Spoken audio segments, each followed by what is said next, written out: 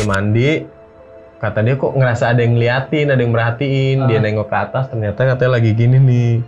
Di atas sambil ketawa. Masukan pernah sekali pas lagi hamil anak gua tuh. Hamil anak rasukan? Iya. Wah. Gue melotot gini nih ngeliatin nih. Gue merem-merem ayam, tiba-tiba kok ada yang ngerembet nih ke di atas badan gue nih jalan. Pas gue melek, ternyata istri gue mau ke bawah. Mau ngapain? Gue bilang mau ngapain? Itu ada anak kecil, tolongin.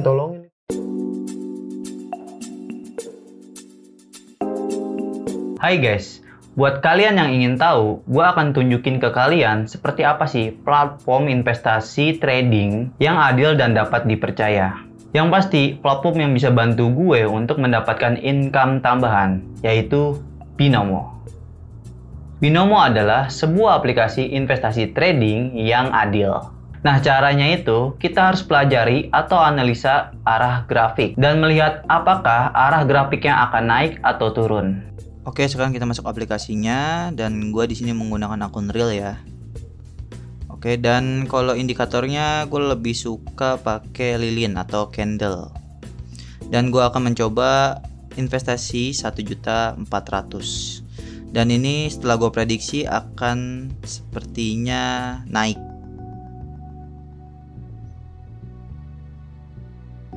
Oke, kita tunggu aja ya sampai indikatornya berhenti berjalan sesuai waktu.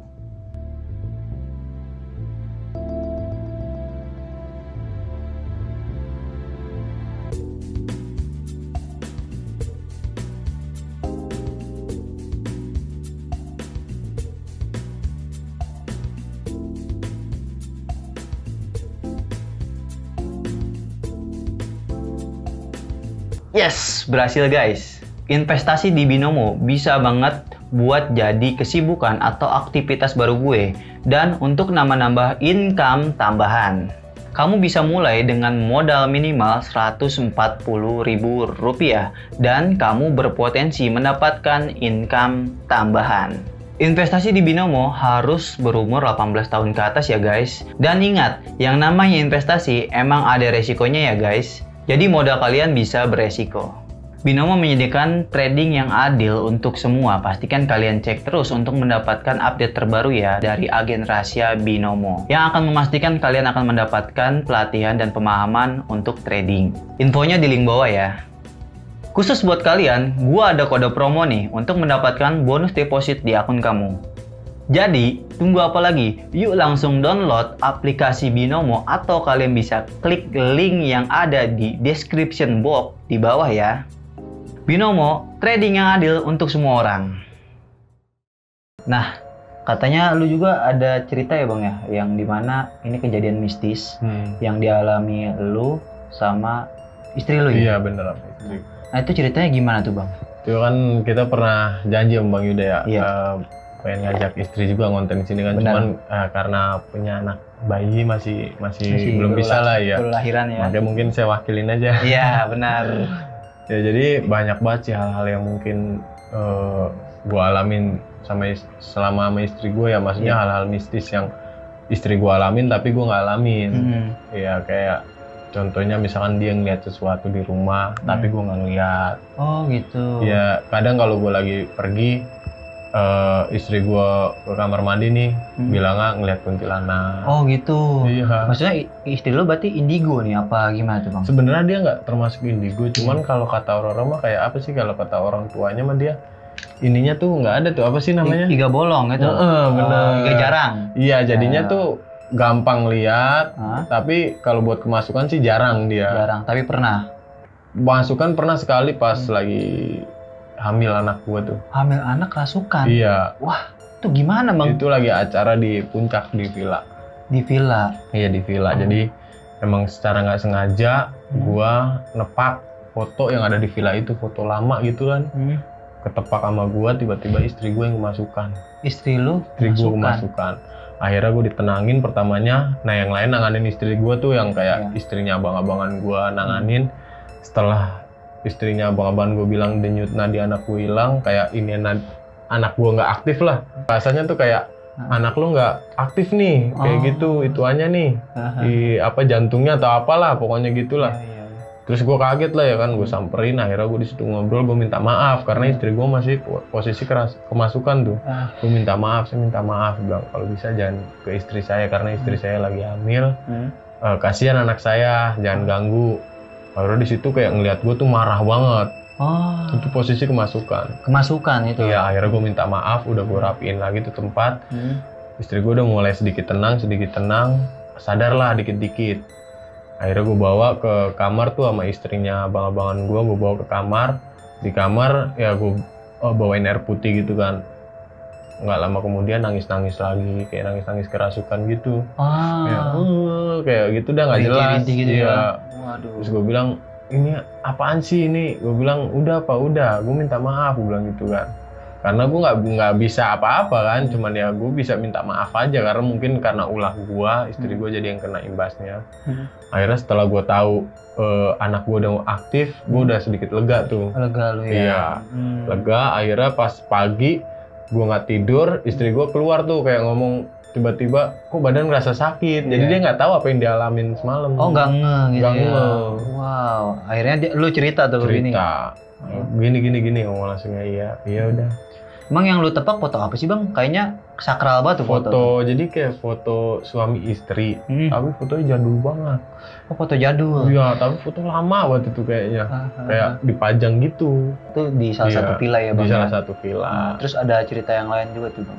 Kalau yang lain tuh lebih sering di rumah bang. Lebih sering di rumah? Apalagi pas gue sebelum pindah kontrakan ya, kan gue udah kontrak sendiri. Pas kontrakan banjir lah. Karena banjirnya tuh segini-gini doang kan, takutnya kita lagi tidur, kasur di bawah kebanjiran kan, akhirnya dibikinin balkon tuh biar di atas kasurnya. Setelah dibikinin balkon, istri gue tidur tuh kan, gue keluar tuh pulang jam 8:30 jam 9 malam lah. Pas gue baru pulang itu pertama kali pakai balkon. Gue baru pulang, istri gue melotot gini nih ngeliatin nih. Gue pikir sengaja apa kaget gitu kan, lihat gue masuk. Ketepak, ngapain sih melotot-melotot? Ngapain melotot-melotot? Melotot, diem, tiba-tiba merem lagi. Terus gue cuci kaki, cuci muka kan ke dalam. Gue keluar lagi, melotot lagi tuh. Wah, gue bilang serem banget nih. Nggak biasanya melototnya sampai kayak gini. Gue tebak-tebak, sadar. Dia cuman tidur lagi. Gue suruh geser ke sebelah, gue tidur. Gue merem-merem ayam, tiba-tiba kok ada yang ngerembet nih di atas badan gue nih, jalan. Pas gue melek, ternyata istri gue mau ke bawah. Mau ngapain? Gue bilang, mau ngapain? Itu ada anak kecil, tolongin itu, kasihan. Gue bilang, apaan sih, nggak ada apa-apa. Itu, tolongin.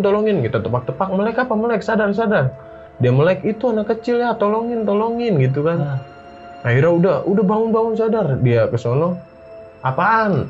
Tanya gitu kan, kita kirain mau udah sadar gitu ya. Itu anak kecil, tolongin. Cuman dia udah tidur lagi.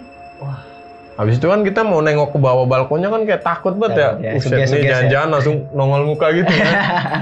Akhirnya ya udah kita tengok, nggak ada apa-apa, kita tidur. Ternyata orang tua dari istri ngerasa. Nelpon kita jam berapa gitu, nelpon siang. Kamu tidur pakai balkon ya? Iya pak. Tolong dibuang balkonnya. Loh kenapa pak? Enggak, istri kamu tuh nggak bisa tidur pakai gituan. Karena gini lah kayak ada inian dari leluhur apa-apanya lah.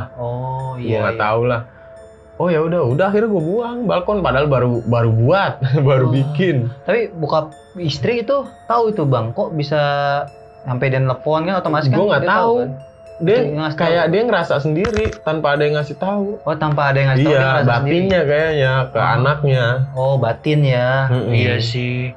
Gue juga nggak tahu, makanya gue kaget kok bokap nelpon langsung ngomong kayak gitu. Akhirnya ya udah, istri baru sadar juga. Iya, aku lupa ngasih tahu kalau aku nggak bisa tidur di atas balkon. Waduh, gitu.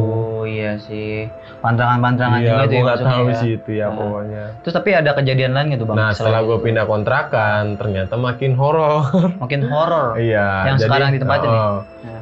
Awalnya gue percaya nggak percaya ya. Jadi pas dia tidur tuh katanya sering ngeliat anak kecil tiga orang lari-larian, ngelewatin dia mulu gitu.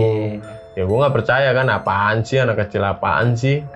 Nah pas ternyata gue percayanya itu ketika gue lagi tidur rep-rep, dilewatin ternyata sama anak kecil itu 3. Oh gitu. Iya, baru Jadi gua, lu piara prep tuh ngeliatnya ya? iya, baru gue mulai percaya. Tapi kalau istri mah kayak normal nonton TV tiba-tiba dilewatin kayak gitu. Oh nggak takut gitu Bini? Nggak takut, tapi kalau gue pribadi belum pernah. Nah, gue setelah habis rep, gue ngeliat, baru gue percaya tuh Bang Yud. Oh. Kayak gitu. Bahwa bener emang ada anak kecil terus ya. ada lagi katanya orang tinggi pakai jaket putih. Gue bilang kok setan pakai jaket putih.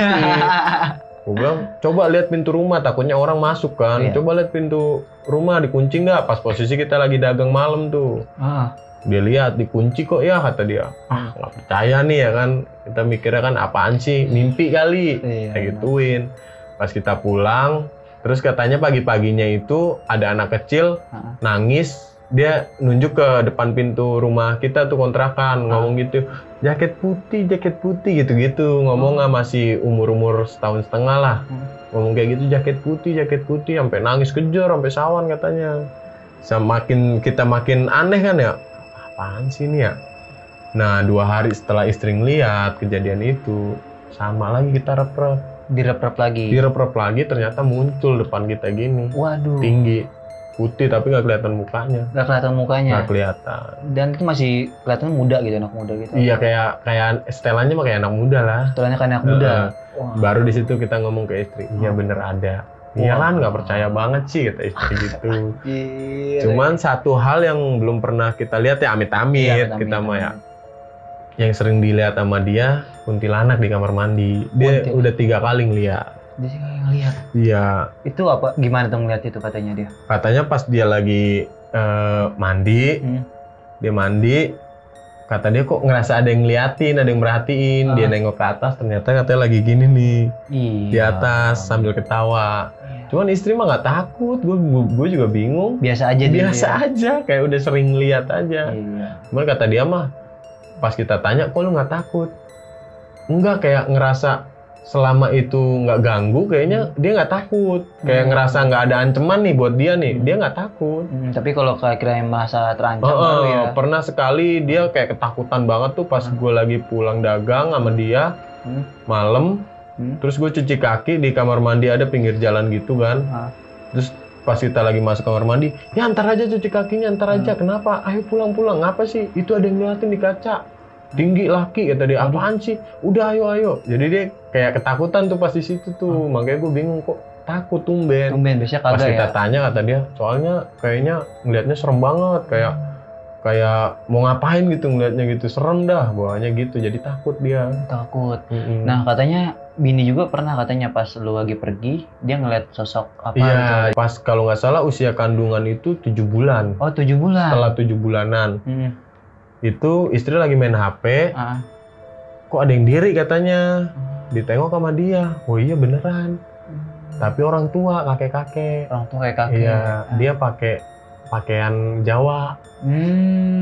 Ditengok sama dia, kok masih ada. Udah tuh mungkin dia ya udahlah, lupain aja. Ternyata besoknya kayak gitu lagi ada, tapi pas kita lagi nggak ada tuh. Awalnya mah kita nggak ngeh kan, istri juga nggak ngeh. Dia sampai istri ke kamar mandi, sampai diajak ngobrol sama istri. Sama istrinya kakek itu? Iya, cuman dia gini kan, diri di pintu belakang. Kata istri, mohon maaf, kayak nyari siapa di sini atau dari keluarga siapa. Cuman nggak dijawab kan. Udah istri jalan lagi ke depan. Akhirnya cerita semua tuh istri. Baru tuh di situ istri sadar, kok setiap kamu pergi langsung nongol. Si kakek itu? Iya, tapi pas kamu pulang nih buka pintu nih, ditengok langsung hilang. Langsung hilang? Iya, itu selama hamil ya, hamil dari 7 bulan. Tapi pas semenjak ada itu kakek-kakek yang diri di pintu belakang, itu yang lain nggak pernah nunjukin dirinya. Dan setelah itu, istri sharing lah ke orang tua saya tuh. Ternyata orang tua ngasih tahu, jangan di apa-apain, jangan diusir. Itu masih keluarga, ngomongnya gitu. Ya kita kan nggak tahu ya, kita nggak dikasih tahu orang tua ya, nggak diceritain apa-apalah. Akhirnya ya udah, istri makin tenang, makin nggak takut dia. Wow. Tapi pernah nggak sih lu kayak ngerasa bener-bener kayak merasa dihantui itu selama ini gitu? Pribadi nggak pernah sih Bang. Nggak pernah. Gue juga maksudnya bingung gitu. Kadang gue nggak pernah apa sih, alhamdulillah ya, maksudnya jangan sampai amit-amit, jangan nggak pernah ditampakin sesuatu. Tapi kalau kadang gue ngerasa ada yang merhatiin gue tuh, pasti gue ngerasa, tapi pasti gue tengok. Setiap gue ngerasa kayaknya ada yang merhatiin gue dari sono nih, gue tengok. Merinding. Iya. Cuman nggak ngelihat gitu. Nggak ngelihat. Kalau dibilang kadang kita nih dengar cerita orang-orang, wah lewat situ serem gini. Tapi kalau kita lewat mah takut sebenarnya. Cuman ya kita mah berani-beraniin aja.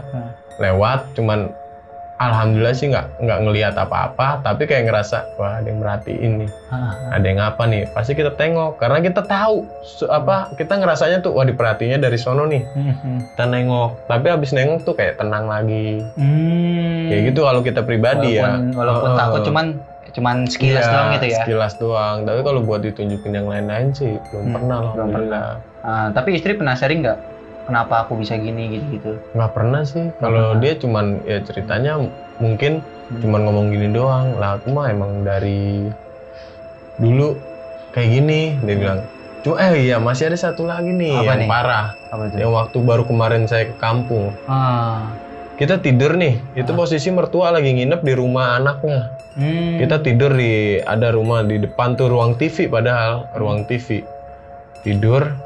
Tuh katanya istri tuh dari sore udah ngeliat, penglihatan dia ya, secara kasat mata, itu udah ngeliat orang duduk di situ, di tempat duduk ruang tamu. Iya, nah kita kan nata kasurnya di sini nih, jadi meja tamunya di sono, kasurnya di sini.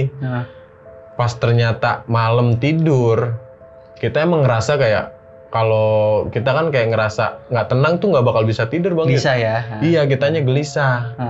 Tiba-tiba kita tidur nih, karena kan anteng banget nih tidur.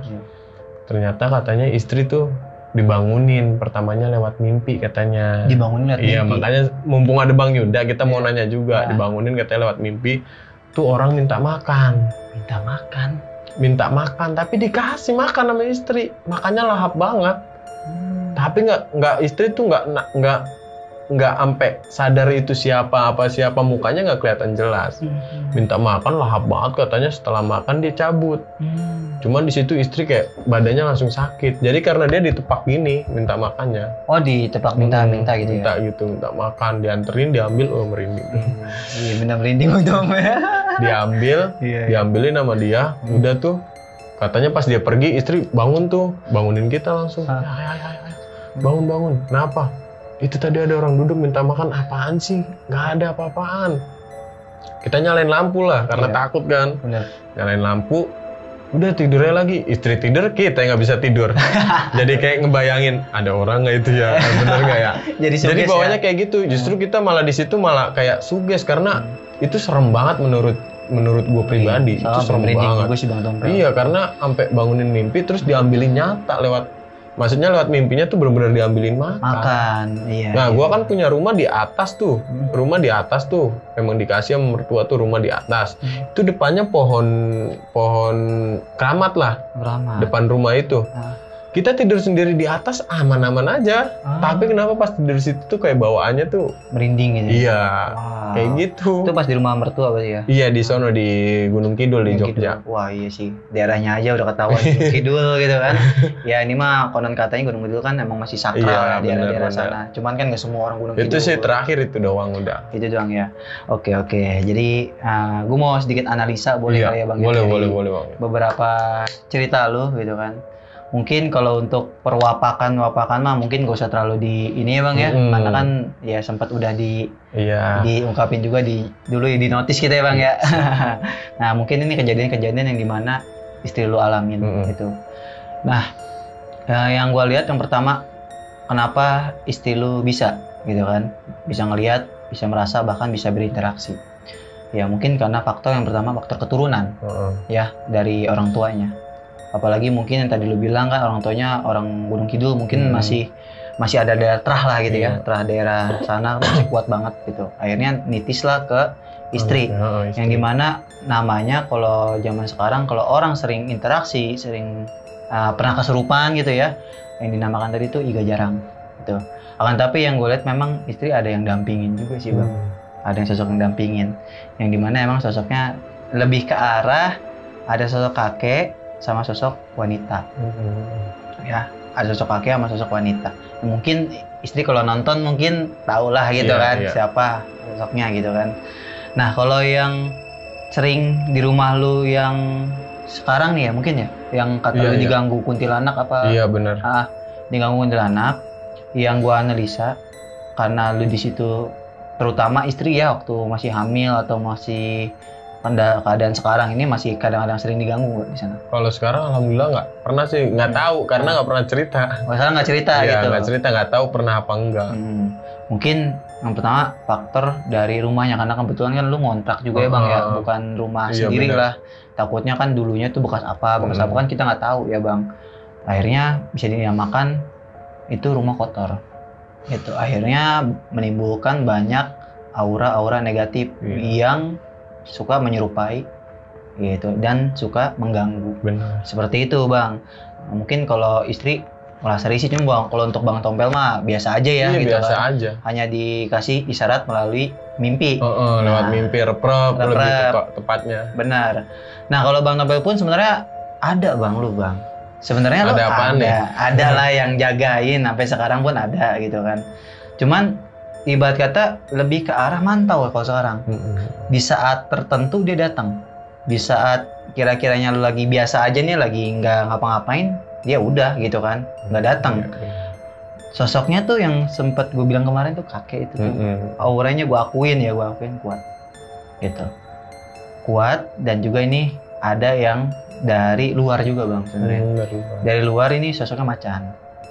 Macannya cuman matanya itu kayak gini nih, kayak gimana sih, kayak tajam aja gitu, kelihatan tajam banget gitu.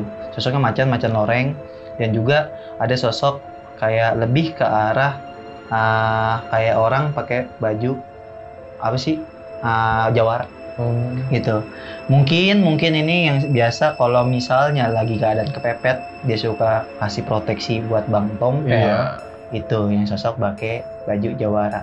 Dan ini sebenarnya ngilas sedikit aja bang ya, kebetulan kan kemarin bang Tompel habis kena kasus ya bang ya. Kejadian lah. Alhamdulillahnya shootnya nggak terlalu parah banget, walaupun ibarat kata bahasa kasarnya udah disayurin gitu bang ya. Tapi alhamdulillah nggak terlalu parah banget. Nah sebenarnya ada efek dari si kodam itu. Cuman kan yang namanya kodam kalau ada tujuan itu kan harus tawasuli dan diamalkan. Iya benar. Nah karena mungkin bang Tompel sifatnya bodo amat gitu kan. Iya, gua orang akhirnya gitu energinya bener tuh bang. Pernah ada orang yang ngomong juga, jadi kayak semacam indigo juga lah. Pernah ngomong juga gitu, kayak ada dua kakek. Iya. Yang satu kayak semacam dari keluarga. Benar. Karena konon katanya sih yang pernah diceritain almarhum nenek gua nih, kakek gua tuh orang sakti juga. Nah, benar itu.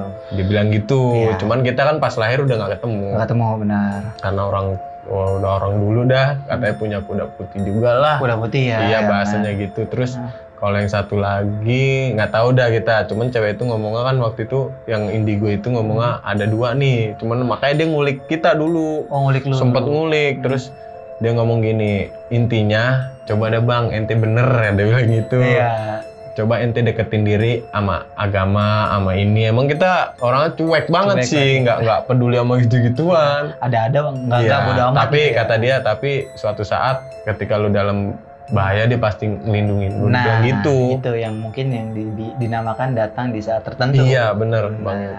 Makanya dari itu gue lihat soalnya nih yang kakek lu bilang kenapa gue bilang energinya kuat, karena ini berasal dari energi masa lalu, yang dimana pasti energinya kuat juga. Gitu, nggak mungkin dong ujuk-ujuk datang energi kuat, nggak pernah ibarat kata nggak pernah diamalin ya, nggak pernah didoain, tiba-tiba kuat aja nggak mungkin. Rata-rata itu dari keturunan. Cuman yang kakek jawara ini itu yang dari luar sebenarnya, yang bisa dibilang ya dari mungkin yang dulu-dulu ya bang ya, masih ada tugas ya, masih ngedampingin sampai sekarang gitu. Tapi sifatnya sih netral bang, nggak terlalu ini banget lah, nggak terlalu agresif gitu kan. Biasanya kan ada yang agresif banget ya, yang apa-apa ini minta itu kesurupan apa gimana kan.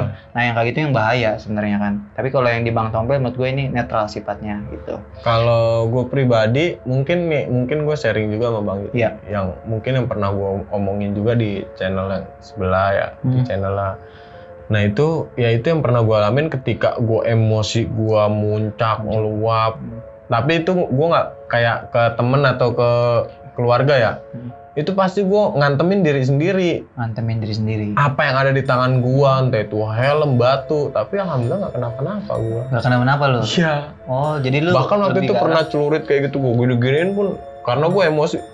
Udah ngituin diri sendiri aja tuh. Iya. Kayak, ya nggak kenapa-napa. Nggak kenapa ya? Iya, karena itu yang susah itu. Susah ya. Nah, itu dia. Makanya mungkin emang kalau pengendalian emosi mah sebenarnya kan dari diri sendiri Bang ya. Benar-benar. Kembali lagi pada diri kita.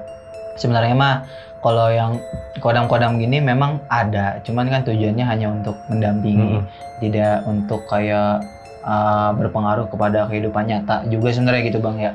Tapi memang kadang-kadang suka ngasih efek. Nah makanya mungkin kalau Bang Tompel lagi emosi dibacokin gak mempan ya karena mungkin dia tahu nih orang bakal ngebacokin diri sendiri, akhirnya gue protekin biar lu gak kenapa-napa gitu kan. Karena kan kalau sifatnya makhluk goib ya, itu kan kadang-kadang dia bisa ngebaca duluan. Ya kan, karena waktu dia tuh lebih cepat dibandingkan kita gitu loh. Dia udah tahu nih lu bakal kenapa-napa, kayak dia langsung proteksi lu. Nah kalau untuk istri ya mungkin yang tadi gue bilang ya Bang ya, terus sama yang kata lu tadi nanya di apa tuh di sono ya di kampung ya, Jogja, yang minta makan gitu ya. Nah kalau setahu gue, pengalaman gue, kalau memangnya ada salah satu, mohon maaf maksudnya jin nih ya, kayak kan jin yang minta makan, tandanya itu mohon maaf biasanya salah satu kodam yang dipelihara, cuman tidak diurus. Wah, merinding. Iya, kodam yang dipelihara cuman tidak terurus. Akhirnya kalau bahasa gambarannya, bahasa silokahnya minta makan gitu loh. Akhirnya dia masuknya liar gitu. Mungkin nyampein frekuensinya lewat istri. Sebenarnya itu lambang dia tuh minta diurus tuh itu. Kalau emang yang nggak diurus ya udah gue buang aja, ibarat kata gitu. Makanya dikasih makan sama istri. Akhirnya dia kan pergi kan. Nah kenapa istri di sini langsung tiba-tiba selalu berat? Sakit, ya. Iya tiba-tiba berat karena itu kan wadahnya istri. Wadah itu kayak bisa dibilang portal gaib. Portal gaib yang ada di diri manusia. Yang dimana kalau kita berinteraksi dengan hal-hal gaib, portal itu kayak kalau kebuka nih. Nah itu yang dinamakan iga jarang itu tuh.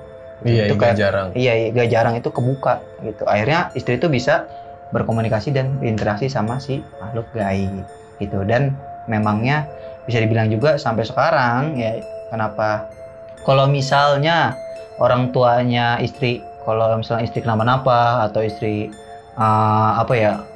ngelakuin sesuatu yang kira-kiranya ada mencelakakan diri dia sendiri gitu loh intinya, itu kadang-kadang bokap istri langsung benar. Karena instingnya kuat. Dan yang gue lihat juga tirakatnya juga kuat bokapnya istri. Ini dari pandangan gue aja Bang ya. Dan Bang Tompel juga sebenarnya kalau misalnya mau diperdalam ini bagus sih gitu, cuman karena Bang Tompel mungkin masih nggak mikir ke arah sana gitu kan, masih mikir mendingan gue nyari rezeki buat anak istri kan gitu. Itu bener banget. Makanya yang gue lihat ya itu mungkin masuknya pasif lah gitu, jadi nggak terlalu aktif banget gitu. Tapi gue akuin karismanya tuh tinggi kalau Bang Tompel. Nah si kodam itu yang kakek-kakek Bang ya, itu ngasih efek karismatik ke diri lo sama pesan batin biasanya. Walaupun ibarat kata lu nggak denger, biasanya tuh melalui siapa? Melalui istri lah mungkin yang lebih peka, atau melalui orang tua, atau melalui siapa gitu. Cuman mungkin Bang Tompelnya nggak nge. Tapi Bang Tompel kayak pernah nggak sih kayak ngerasa seolah-olah kayak ada yang ngarahin gitu loh? Pernah nggak kayak ngerasa seperti itu? Kalau misalnya kalau lagi ngapain tuh? Contoh nih kayak Bang Tompel lagi bingung atau lagi kondisi yang kayak gimana nih gitu. Iya. Kayak merasa kayak ada yang ngarahin gitu. Iya, ada aja ketemu jalan keluarnya sih biasanya kalau misalnya kayak lagi bener-bener pusing kepepet, tapi kita kayak ngambilnya tetap tenang, tetap santai. Tiba-tiba kayak ada aja jalan keluarnya, entah itu dari mana, entah itu apa. Pokoknya ada aja lah. Ada aja jalannya. Yang saya alamin setiap kali kita kayak misalkan mohon maaf kayak lagi kesusahan atau apa tuh ada aja yang tiba-tiba ngarahin gitu ya. Tetap aja maksudnya bukannya kodam yang ngarahin, maksudnya Bang Tompel tiba-tiba kayak ini gitu kayak, jalan ikhtiar suruh kemana gitu ya. Seperti itu. Sebenarnya kalau Bang Tompel mah jalan rezekinya banyak yang gue lihat. Amin, gitu. amin. Karena segala sesuatu kalau Bang Tompel yang gue lihat tulus orangnya. Kalau misalnya contoh nih Bang Tompel jadi korlap jadi ketua gitu. Kan rata-rata nih Bang Tompel ini dipercaya untuk menjadi ketua ya Bang ya, atau jadi wakil gitu. Gue lihat sih tulus gitu kan. Cuman kadang-kadang Bang Tompel ngeliat lu orang gimana, benar nggak? Gue liat lu nih orang gimana nih, kalau orangnya nggak enak gue males. Gitu. Tapi kalau orangnya enak lebih asik gitu, lebih hormat. Seperti itu sih yang gue lihat Bang Tompel. Tapi tipe kalau Bang Tompel tuh asik ke siapa aja gitu, dan dewasa yang pertama. Gitu. Jalan pikirnya dewasa, jadi luas. Makanya itulah yang ngebuka, yang gue lihat yang ngebuka rezeki lu tuh dari situ bang, dari koneksi yang mungkin pernah lu kasih motivasi, pernah lu kasih arahan. Nah mereka tuh kadang-kadang selalu inget apa yang lu omongin, makanya omongan lu tuh gampang didengar sama orang. Seperti itu bang yang gue lihat. Ini gue buka aja ya bang ya. Iya, nggak apa-apa. Sorry nih, misalnya kalau gue sopan gitu kan. Nggak masalah, kita kan sharing juga. Benar, gitu. Kebetulan ada di sini kan, jauh-jauh kita harus dapat pelajaran juga nih dari Bang Yuda. Iya, itu sih Bang Tomel yang kalau dari pandangan gua, dari analisa gua, ya kurang lebihnya sekali lagi mohon maaf gitu kan Bang Tomel. Dan mungkin itu aja kali ya Bang Tomel ya. Siap. Dan gue juga suatu kehormatan sebenarnya Bang Tompel bisa hadiri misteri kita gitu kan. Alhamdulillah juga nih misteri kita udah balik lagi. Amin Bang, sempat hilang juga tapi alhamdulillah bisa balik lagi. Karena perjuangan dan itu Bang Yuda emang waduh luar biasa sih bisa sampai sekarang ini kan. Itu waktu konten sama Bang Tompel dulu masih 20.000 Bang. Benar. Sekarang alhamdulillah udah mau 100.000. Kayak gue kemarin lihat storynya Bang Yuda pas kehilangan tuh, aduh sedih banget. Gue ngerasain apa yang mungkin yang Bang Yuda rasain tuh kayak apa yang kita bangun dari nol, perjuangan kita tiba-tiba direbut orang gitu aja. Benar, tuh. Itu, Bang. Kita mau marah juga kayaknya susah. Benar. Ya intinya jalan salah satunya ikhlas dan alhamdulillah balik lagi. Alhamdulillah balik lagi Bang. Iya. Mungkin itu ya teguran juga buat benar. Gitu biar mungkin takutnya gua ada yang lupa, ada yang hilang. Iya. Mungkin harus gua perbaiki. Iya benar itu Bang. Seperti itu Bang. Nah terakhir Bang Tompel, kira-kira ada pesan-pesan nggak nih? Buat Bang Tompel atau motivasi dari Bang Tompel gitu untuk teman-teman atau untuk saya gitu, barangkali ada gitu. Apa ya motivasinya sih kalau gue pribadi ya sesulit apapun keadaan kita ya intinya tetap semangat aja, tetap ikhlas, tetap sabar. Insya Allah selagi kita mau berjuang, selagi kita mau melangkah, jalan pintu kebaikan itu pasti ada aja. Iya benar, luar biasa. Intinya satu, berbuat baik itu ke siapa aja, nggak usah pandang bulu. Mau orang itu jahat sama kita ya, itu mau urusan belakangan. Urusan belakangan. Iya, karena karma itu berlaku. Selagi kita melakukan suatu kebaikan sekarang, insya Allah kedepannya kita akan dapat sesuatu kebaikan lagi. Tapi kalau kita buat kejahatan sekarang, balasannya bukan sekarang, tapi ntar akan ada. Benar, akan ada nanti ya. Ada balasan kejahatan itu. Karena itu yang gue alamin dari perjalanan hidup gue itu. Luar biasa. Benar, quotes dari Bang Tompel, motivasinya ini bisa menyemangati kita semua. Iya, mudah-mudahan gitu. Semangat aja dah. Semangat pokoknya dalam menghadapi sesuatu ya Bang Tompel ya. Gitu kan, pokoknya harus semangat. Jangan dan mudah menyerah. Jangan mudah menyerah. Oke, sekali lagi terima kasih buat Bang Tompel. Sama-sama Bang Yuda. Udah mau bercerita walaupun mistis ya Bang ya. Nggak apa-apa. di channel misteri kita. Semoga Bang Tompel kedepannya lebih sukses, lebih maju dan bertambah rezekinya. Amin. Oke, dan buat teman-teman juga ya jangan lupa di follow Instagramnya Bang Tompel ya. Dan Bang Tompel juga jualan soto ya Bang ya. Tapi gue hari Minggu mulai buka thriftingan nih. Thriftingan, second brand. Itu lokasinya di mana tuh Bang? Jualan di rumah sih Bang. Di rumah. Di rumah. Jadi kalau mau ada yang order kemana nih? Mungkin bisa lewat Instagram atau lewat WA. WA? Iya, atau mau langsung ke rumah juga bisa sembari ngobrol. Wah, luar biasa. Nama IG-nya apa tuh Bang? Nama IG-nya kita buka Rumah Thrifting. Rumah Thrifting. Iya, mudah-mudahan bisa jadi rumah. Amin. Pokoknya jalan rezeki mah dari mana aja Bang ya. Amin, bener. Insya Allah. Pokoknya buat teman-teman yang demen style gitu kan, style kekinian lah, pokoknya langsung aja order di Rumah Thrifting. Nah, oke, di Bang Tompel atau bisa langsung kontak WA-nya juga ya Bang ya. Bisa kirim ke seluruh Indonesia. Bisa. Wah, luar biasa. Aman lah pokoknya, aman. Kita bukan penipu atau apa-apa ya. Iya, mantap. Oke, buat teman-teman juga jangan lupa di subscribe, di like, dan di share untuk membantu channel misteri kita agar terus berkembang dan memberikan konten-konten yang menarik untuk kalian semua. Dan sekian, terima kasih dari saya Kang Yuda Lesmana. Sampurasun.